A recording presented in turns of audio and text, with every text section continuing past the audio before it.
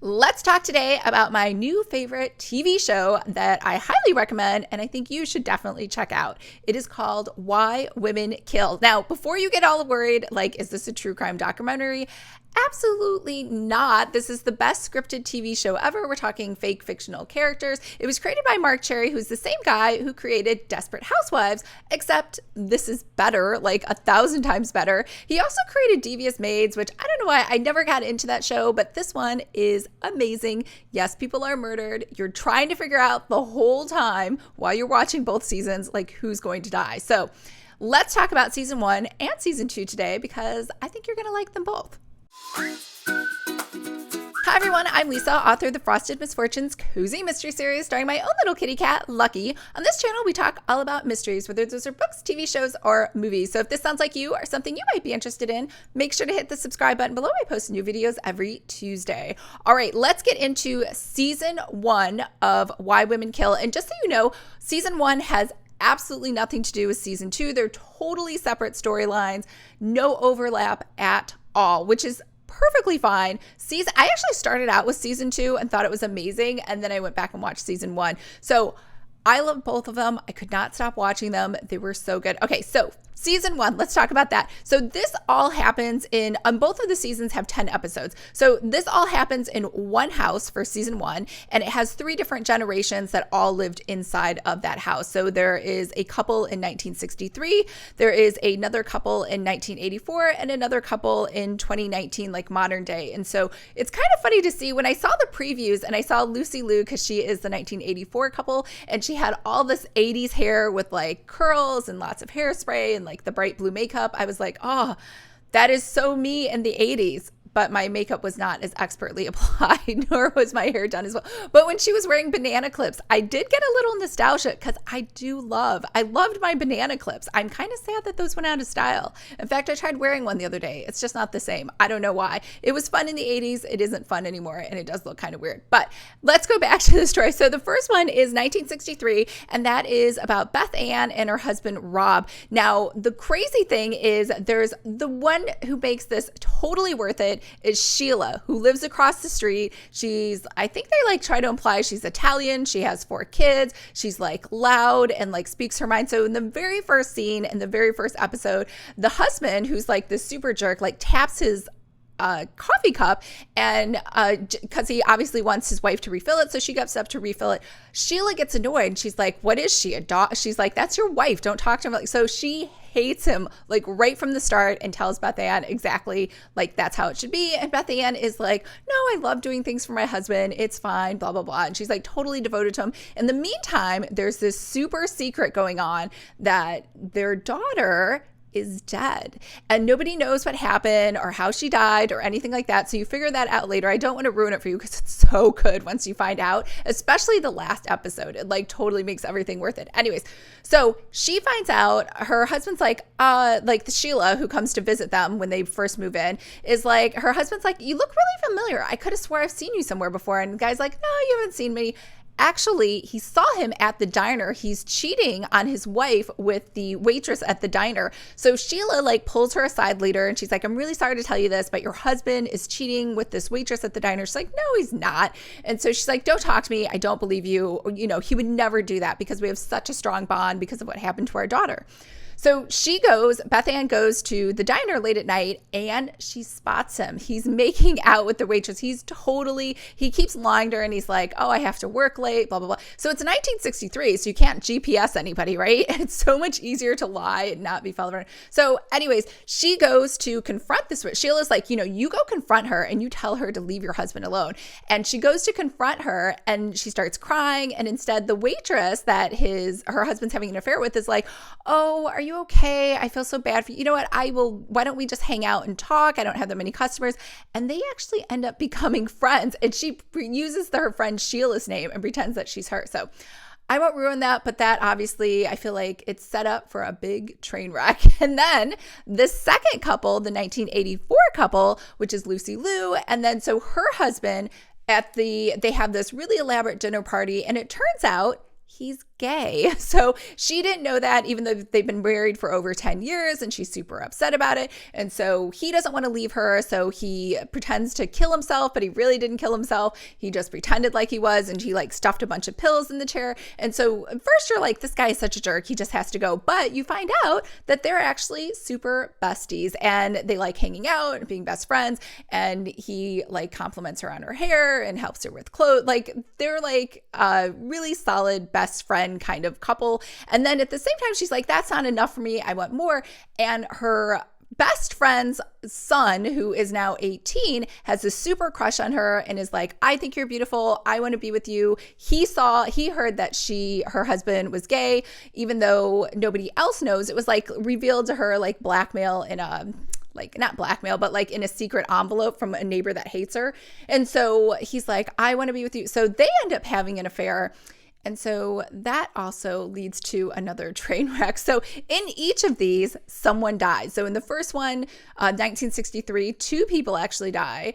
The second one, 1984, 1 person ends up dying. And then in 1991, you meet this crazy couple who has this open relationship. So everyone's living at the house, right? And they've redesigned the house, obviously, to fit the different time periods. And so in 2019, this couple, she's like some superpower lawyer. She makes all the money. He's a script writer. He hasn't written anything in years. He just kind of sits around and like watches TV and does nothing all day. And so she's stuck paying like all of the bills, and she's like super in charge and like super type A personality. Well, anyways, she's having an affair with another woman. Well, I guess it's not an affair if it's an open relationship. She's sleeping around with this other woman. The other woman is like, my ex-boyfriend's after me. I need a place to stay. And so she asks her husband if this woman can stay with them. So she ends up staying with them, and then they end up becoming I think you call it a throuple when 3 people are together. But of course, people get jealous and weird things start happening. And so that leads also towards a train wreck, and 1 person ends up dead at the end of that as well. So that is season 1. And what it does is it goes back and forth between each of the 3 storylines, each time period. And so you get to see the actual rooms like from each of those. I don't know. It sounds like it's very discombobulated, but it all works together. It's like the perfect story. So that's season 1. Now, let's talk about season 2. So season 2 is based in 1949. It's still in California. It has nothing to do with this house. So just totally forget about season 1. It's a completely different story in a completely different town. And so this is about Alma. Now, Alma is this kind of frumpy housewife. She's like a nice person. She's super proud of her garden that she plants in her front yard. They're not really rich. Her husband's a veterinarian. Her daughter's a waitress, but still lives at home because I think that's what they did in the 40s until they got married. And she desperately wants to become a member of the Women's Garden Club. Now, I think she's a little confused because the Women's Garden Club is just a fake, like, they kind of say they're talking about gardening, but they don't talk about gardening. It's just like a women's social, like, exclusive club for rich women. Now, you have to be voted in, which I don't know why. I feel like these, like, exclusive clubs were very much in the old days prior to the internet. But I guess you could call Facebook groups a private club in theory because you have to be let in, but it's not as stringent now like it was back then. So it's a super elite group of women, and they meet to just chat, I think every day or every week or whatever. And they throw benefits and balls and so on. And so she really wants to be a member of that. No one wants to let her in. So she gets invited to a fundraiser that they're having, right? So this one woman just kind of takes pity on her and is like, sure, why don't you come to our fundraiser? And she's like, oh my God, I would love to go to the fundraiser. And her neighbor, who's like just really like a crotchety, like mean old lady, kind of like the neighbor in what was that? The Wizard of Oz, right? Just like this single, like evil person. So anyways, she's like, oh, I got invited to the garden club, and her neighbor laughs at her. She's like, you did not get invited to the garden club. You got invited to their fundraiser. You have to pay to attend. And she's like, oh, well, I don't care. I'm still going to go. Right.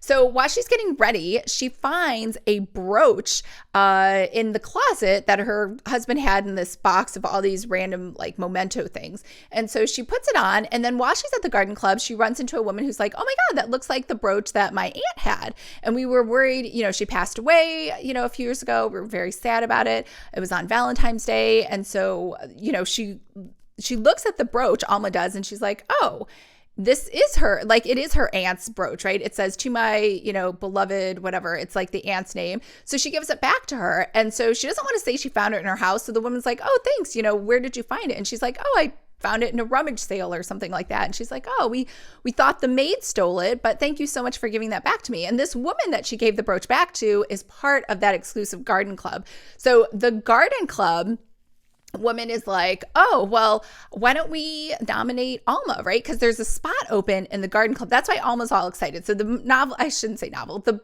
TV show opens because one of the members of the garden club has passed away. And they only have, I think, like a set number of like 10 people in the club. And then you can only be voted in if one person is voted out, right? It's like 10 and that's the limit.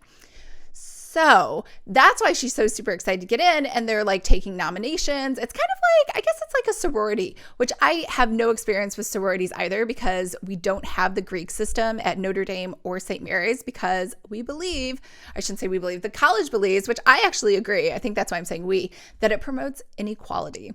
So, which obviously it does. So because of this, that's why she's so like super eager to get that spot. So the other woman that, got the brooch is like, we should nominate her. She's super excited because now she's been nominated to be possibly a member of the garden club. So this, I mean, it sounds silly, but she wants this so bad. That is the focus of every single episode in the season. I'm doing a bad job of explaining it, but her husband, in the meantime, this veterinarian, meets this other woman, and you're like, oh, is he like cheating? Because he goes to this other, he hears this woman, she brings her dog in and she like has a cough and she looks kind of sickly. And she's like, you should come by. She's like flirting with him. And she's like, you should come by to the blah, blah, blah club because I sing there. And he's like, yeah, maybe. He's like, but my wife is really busy. And then his wife is busy with like all this garden club stuff, like preparing for it. So he's like, oh, well, okay, well, I guess I'll go visit this woman who's singing. So he goes to visit the woman who's singing. And, you're like, is this guy going to be a cheater? Well, what he does the next day while his wife is at the garden club is he goes to visit this woman and he tells her what a great performance it was. And he brings her flowers and you're like, oh, this guy is such a jerk because he's a cheater. Because pretty much in season 1, that was like the theme, like everybody was cheating on everybody. But this guy is not a cheater. I don't want to ruin it for you because it's so good. He is not cheating at all. He's doing something totally different. And as soon as Alma finds out, she like flips. So that is season 2 without giving too much away. But if you just watched the first episode, you'll be totally hooked and you'll know exactly what his super amazing, awesome secret is. All right, that is a wrap for my new favorite TV show. Fingers crossed it gets renewed for season 3. It has not been renewed as of now. I guess they're not going to renew. I don't even know how Hollywood works, but I guess the sweeps aren't until October or something. So let's all just hope it gets renewed. I don't even know how that works. I don't know if that you could vote. I think the network just decides based on other things. I'm just conjecturing right now about things I know nothing about. So that's a wrap. I highly recommend it. You can watch it for free on Paramount Plus if you have that. That had the one show Infinite or whatever with Marky Mark. That was like, okay, it was entertaining. And then I don't think Paramount Plus had anything else. We actually canceled Paramount Plus because after watching that one movie with Marky Mark, I was like, we searched around for movies and they had like super random, there was no rhyme or reason. They had a movie from like 1943, another movie from 1984, another movie that was recent. Like it was just a bad mix of movies. I don't know who's organizing it behind the scenes, but we quit, even though it was only, I think it was $14.99. It wasn't that much, but we didn't really see a lot of value out of it. So you can watch it there. You can also do what I do, which is I watch everything on tvonline.cc. And it looks shady because you're paying into PayPal to like this, I don't know, this foreign place, but it totally works. I've been using it for like probably 15 years now. And you can watch all the shows there without commercials. All right, I hope everyone's having a fabulous day, and let me know if you watched Why Women Kill and if you loved it as well, and I'll talk to everyone later. Bye.